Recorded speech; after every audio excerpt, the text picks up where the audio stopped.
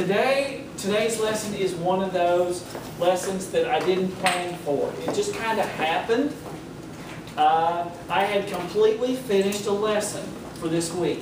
And then I started reading on the internet because, you know, most of us like to read. And I went, I found out something new. And then when I found out more and more and more, I said, okay, I had to throw that lesson away and do this lesson. Because it is so cool, the information. And if this doesn't make you go, wow, I don't know what will, because it's just, I don't know. Sometimes God reveals to us something that we've always read before, and it's never made sense. And now this has made sense to me in a whole different way. So, that's the reason why I called this lesson All the Puzzle Pieces. Because this whole study is about the life of who? Paul, right? So we have studied in great detail about Paul's life. And in fact, I went ahead and put on the back of your handouts, or on the last page, some QR codes. So if you know all about QR codes, we did find a video on YouTube about phylacteries and how Jewish people actually put the phylacteries on. And this other one is about what Levites, which we're going to talk about today, Levites' responsibilities are in the Jewish synagogues. So it's kind of fascinating. So I'll try to add these when I find videos that go along with what we're talking about. But where we left off last week is this. We left off where Saul was in Tarsus. Yes, and Barnabas is Starts with an A, Antioch. And Barnabas went and got Saul to teach in Antioch. Now, there's something that came to mind. I was going, okay, who is this Barnabas guy? Because, you know, we did this whole lesson about how Barnabas stood up for Saul to the Jerusalem leaders. And how all that information is there. Sorry, I forgot to put that out there for you. Saul travels with Barnabas to Antioch, and God prepared Saul and Barnabas for his plan. Those were the things that were taking place. I always wondered, why could Barnabas be the guy to convey or switch the minds of the church in Jerusalem? Because, you know, if you have James, and you have Peter, and you have John, and you have all these apostles, and all of a sudden a man goes, hey, you need to listen to what Saul has to say, and they listen, there's got to be something behind it. So I dug, and I dug, and I actually found all this information from a Jewish rabbi who had just recently discovered the same information that I'm about to reveal to you that is very exciting. So let's look at this. We're going to look at Barnabas' resume. Now, does everybody understand what a resume is? When you apply for a job, you have to write down all of your qualifications. So now we're going to talk about Barnabas' qualifications. All right? And we find this, and I have read this over and over again, but it didn't sink in until this week. So let's look at Acts 4. 翻到最后面214页，翻到最后面的214，后面圣经因为前面是旧约，后面是新约214页。We're going to look at Acts 4, 36 and 37. OK， 第四章第36节，在第5章的上面那边。And that's on page 214. 214，OK。有一个利未人生在塞浦路斯，名叫约瑟，使徒称他为巴拿巴。巴拿巴翻出来就是劝慰子。他有田地也卖了，把价银拿来放在使徒脚前。Two scriptures right there, and I go, oh. And I'm going, this is really interesting now. Because I've read these scriptures over and over again, and I did not put the pieces of the puzzle together. That Barnabas was the same Barnabas in Acts 4, 36 and 37. The same Barnabas we've been studying now is the same guy in Acts 4. The book of Acts, chapter 4. So let's look at this now. So according to Acts 4, 36 and 37, this is what we can say about Barnabas. The first thing is, his real name is Joseph or Joseph. I did not know that. Barnabas' real name was Joseph.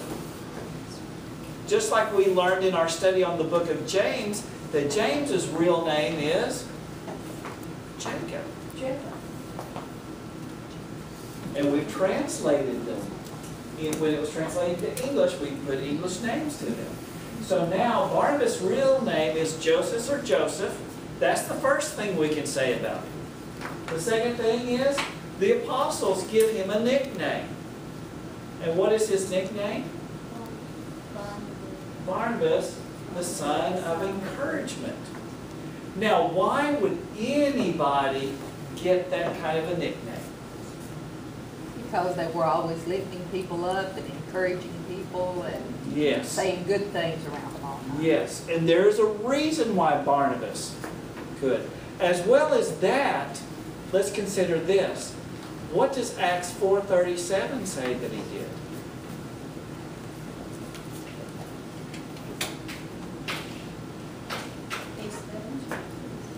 He had land, he sold it, and he brought the money and gave it to who?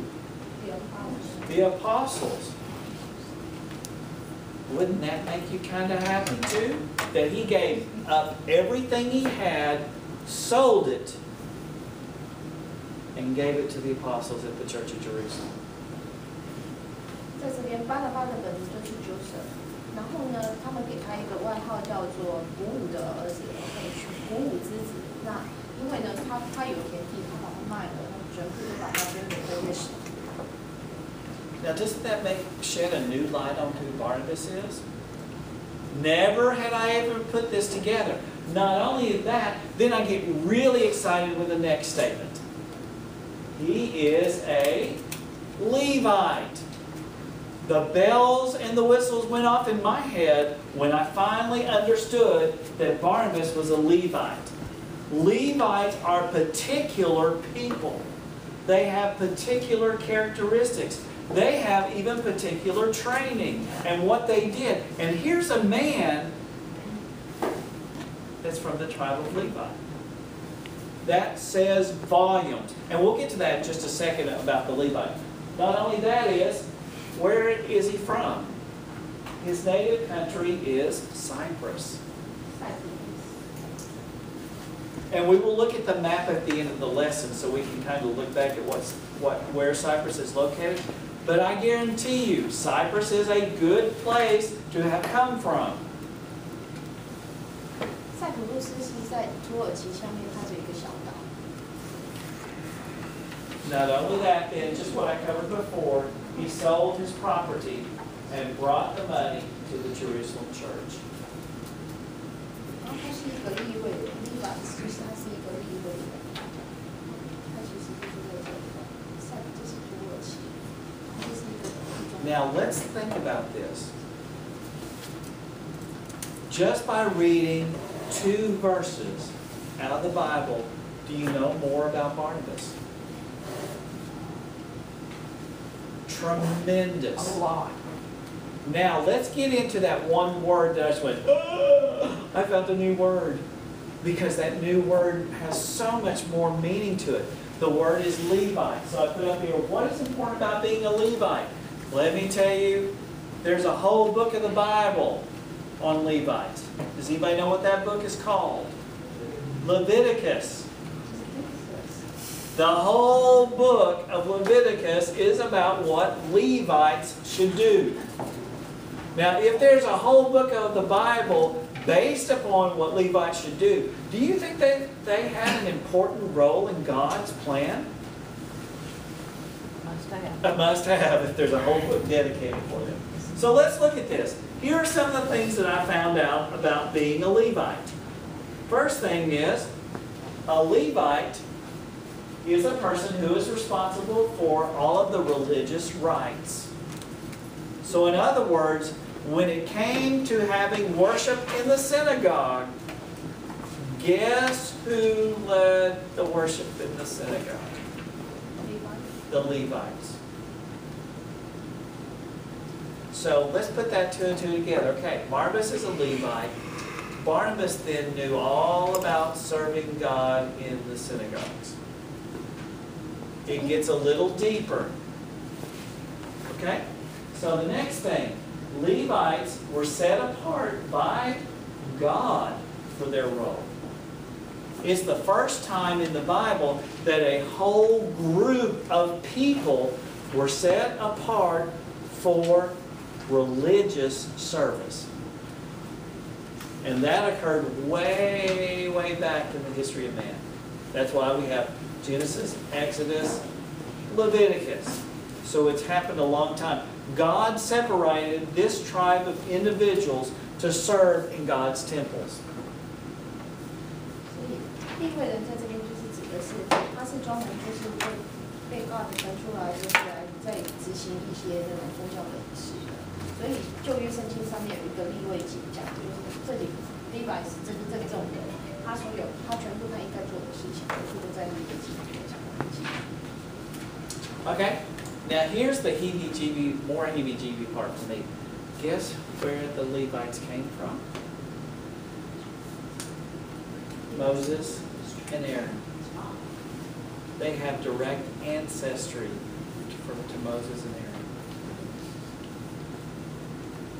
And I know that in lessons past we've had lessons about Moses, or you've had it in Sunday school class. So that hopefully will give you some information about who Moses was and who Aaron was, to know how significant that being of the line, the genealogy of Aaron and Moses makes it more significant.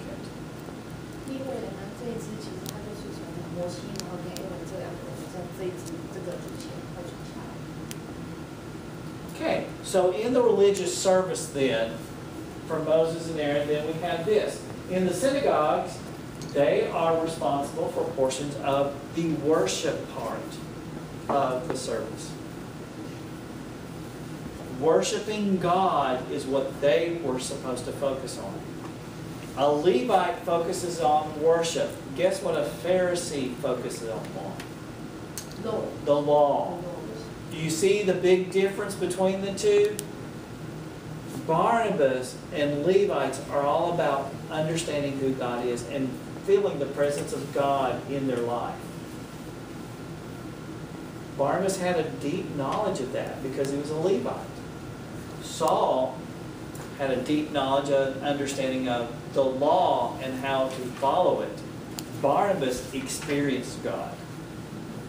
And when you kind of put those two and two together, you kind of go, wow, a Levite's role is in living and serving in God's presence. They were the people back in Moses and Aaron's day and throughout history until Jesus Christ came to the earth. The Levites were the only ones that were allowed into the Holy of Holies, or a certain part of the synagogue or temple that could worship God and give the sacrifices to God. 这边讲到就是法利赛人跟利未人的差别，就是法利赛人他其实讲究的是犹太教的他的律法，所以他所有的律法的东西他都很熟悉。那利未人呢，其实他是更贴近神的，他是因为他被允许进入那个synagogue， 就是犹太的会堂或者是 temple 里面去服侍神的。所以巴拿巴代表的就是利未人，他去服侍神，贴近神，他去体验神。那个这边讲到的扫罗或是保罗，他后来叫保罗，然后就是他其实他是一个法利赛人，所以他研究的是所有的律法的东西。Doesn't that make you go, wow? I mean, Barnabas was part of that presence of God thing. And just to clarify, these are all Jewish customs. They're all Jewish. This is all Jewish custom. Then Levites were well respected.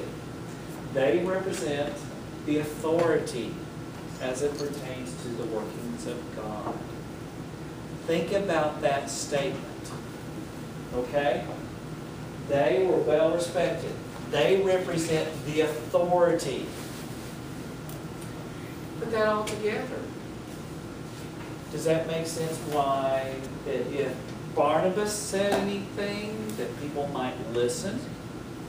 Because traditionally Levites knew what God was and had the authority to tell people who God was. 这边例外人呢，他从端其实他知道，因为他如果他讲的，他代表就是一个权威，所以他讲出来的话，一般的人不会，因为他们认为这个是代表的是上帝在告诉他们这些事情。So now let's put this in the perspective of Barnabas now. We've talked about Levites. We've talked about what their role is. Now let's look at it in terms of Barnabas' impact of being a Levite. Okay? So the first thing we can say is Barnabas knew the presence of God. That's what Levites were responsible for. And if you know the presence of God, you have a deeper understanding of who God really is in a person's life. The second thing we can say, most, and this is the exciting part. This is the part I went, do y'all ever get the little, I call them the heebie-jeebies, or the hair stand on the back of your neck, or you just go, wow, this is so cool. This is the really cool part. Okay? Levites would have to go to school. Guess where the Levite school was located? Jerusalem. Guess who was the teacher of the Levites in Jerusalem? Yeah, so we can safely say that he most likely went to school with Paul. And when I put that together and read all the things that they think, that's why Saul and Barnabas knew each other. They had probably gone to school together. They were classmates. Saul studying the law, Barnabas studying the presence of God and how to conduct the worship service. Guess who was their teacher then? Gamaliel. They had the same teacher. And I just went, oh, I gotta stop. This is way too exciting to finally understand. Maybe that is why Barnabas was so intent to defend Saul. Because they were classmates. He knew what Saul knew. And, let's go on with this. Barnabas demonstrates his understanding of God's presence by sacrificing his personal possessions. He just did exactly what he had been instructed to do, but on a personal level.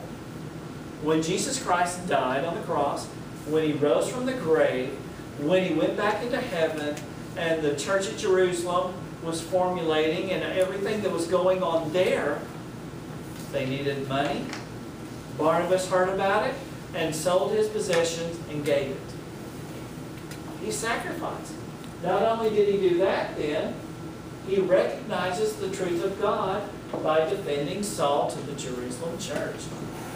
Now we know primarily why Saul probably was defended by Barnabas. They were classmates. They had known each other. They had known what was going on.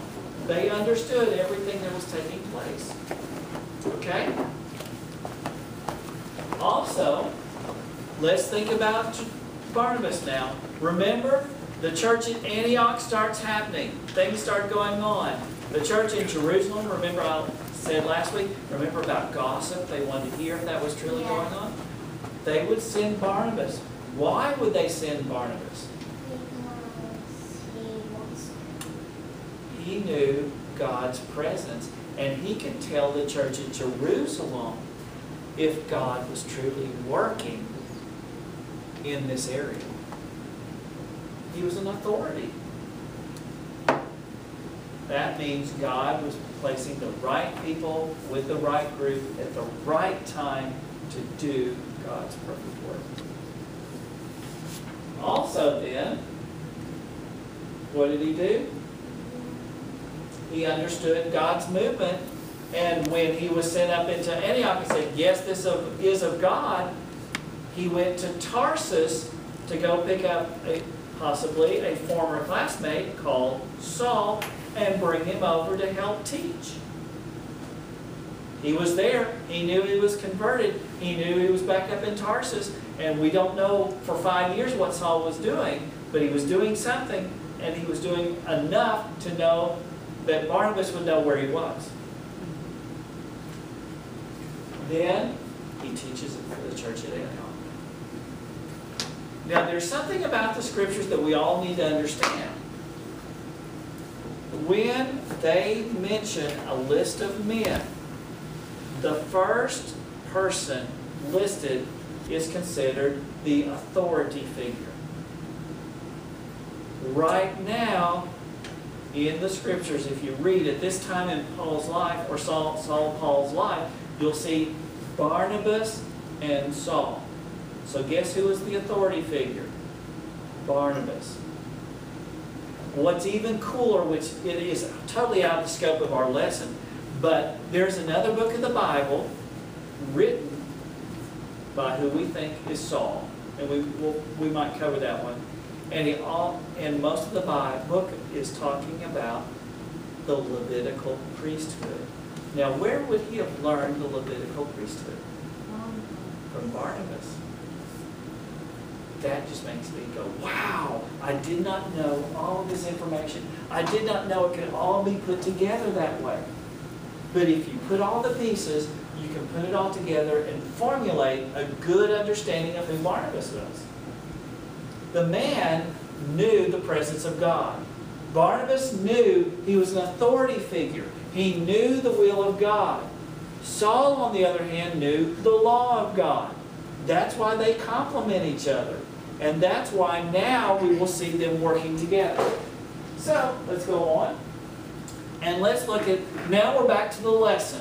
Okay? I'm sorry I had to give all that information, but I think it's important to know about Barnabas. Because we know about Saul, but Barnabas, we didn't know that much about. So now we're back in Acts the 11th chapter. And we're going to look at verses 27 through 30. Page 229. Page 229. Page 229. 229页第11章最下面27节到30节。当那些日子，有几位先知从耶路撒冷下到安提阿，内中有一位名叫雅各布站起来，借着圣灵指明天下将有大饥荒。这事到革老丢年间果然有了。于是门徒定义照个人的力量捐钱，送去供给住在犹太的弟兄。他们就这样行，把捐项托巴拿巴和扫罗送到众长老那里。All right. So here we are. We're back in Antioch. Okay? A man comes up from Jerusalem and says, I sense, or I feel that God is telling us there will be a great famine in the land of Judea, or Jerusalem. Does everybody understand what a famine is? No rain, no crops. Kind of makes you think now. Yes, kind of makes you feel like the summer we had here, okay? Very hot, very dry, food would be very scarce. Now, the interesting thing about that prophet, his name is Agabus, and his ability to tell us, oh, there's going to be a drought that's going to occur. Droughts periodically occurred in Jerusalem during this time period. And my understanding is it still occurs today. We just have the technology to overcome the droughts. But when a drought occurred back then, it could have devastating effects upon the people. And so what did this church at Antioch decide to do? Send relief. It could have been how? How do you send relief to another place? They could have sent food. Caravans of food. Caravans of food. Possibly water. I don't know. But I know that they gave. And guess who they put in charge of it? Barnabas and Saul. So now you see that these two men are working together at the church of Antioch to do things for God. Now I'm going to give you a summation of what happens in Jerusalem. Okay? The 12th chapter of the book of Acts tells us a few things. And so let's look at this. A prophet speaks that predicts that there's a famine. I'm sorry for skipping over this. Predicts there's a famine, and the church at Antioch gives aid generously for the needs of the Jerusalem church. Got a little head. I'm still thinking about Barnabas being a Levite today. It just kind of makes me cool. Saul and Barnabas go to Jerusalem as ambassadors of goodwill. Now I can start talking about what happens. Remember the last time Saul was in Jerusalem, he met with the elders, he met with Peter for 15 days, and then all of a sudden he started debating with the Hellenistic Jews, and they sent him via Caesarea back to his home. He hasn't seen Jerusalem for 6 years. In the meantime, when he goes back to Jerusalem, this is what occurs. First of all, while in Jerusalem, the Apostle James is beheaded. Herod goes on a spree of rounding up Jews. I mean, not Jews, but people, Christians of the way, and he starts cutting their heads off. James is the first apostle to have his head cut off or die. Now, this is not the same James of the book of James. This is the Apostle James. Two different Jameses. Okay? 这个跟那个 James 雅各书这个新约里面的雅各书那个 James 是不一样的，那是另外一个使徒，所以我刚刚听到那么压抑，以为他被砍头了。对，好，原来是另外一个使徒。So the second thing besides James having his head cut off, the Apostle Peter is imprisoned and then he disappears for a while. 然后另外一个使徒彼得就被下监狱去了。 If that's not bad enough, we have James with his head chopped off. We have Peter kind of in prison, then he disappears for a few days or whatever. We really don't know, and then he reappears again. Then the person who started all of this, I love this one because it shows us that when God is in control, He'll take care of what happens. And in this case, Herod the Great, Herod the ruler decided others to worship him as God. There was a man that said, hey, I am the leader of Israel. You have to worship me. I am your God. And all of you went, oh really? Okay. So he goes on this little tour kind of thing and says, okay, you people, you have to bow down and worship me because I am God. And guess what happened? They did. And when these people worshiped and bowed down and said, you are God, then an angel of the Lord came down and killed Herod immediately in front of all these people, and he was eaten by worms in front of their presence. In other words, don't mess with God. And don't claim that you're a God, because in this case, an angel of the Lord came down and struck him and killed him right then and there. And the Bible said he was eaten at worms. Wow. What a way to go. Yeah. Yeah. All right. So this is what happens to Saul and Barnabas while they are in Jerusalem. Do you think it was a happy time? No. Now, would you want to stay in Jerusalem if one of the apostles has had their head cut off, another one's in prison, and then the ruler gets struck down? I think I might want to go somewhere. Jerusalem would not be the place for me to be at this present time. So what happens? Let's look at Acts 12 and 25 then. After all of this happens, Acts 12 and 25. OK， 我们看一下第12章第25节231页 231。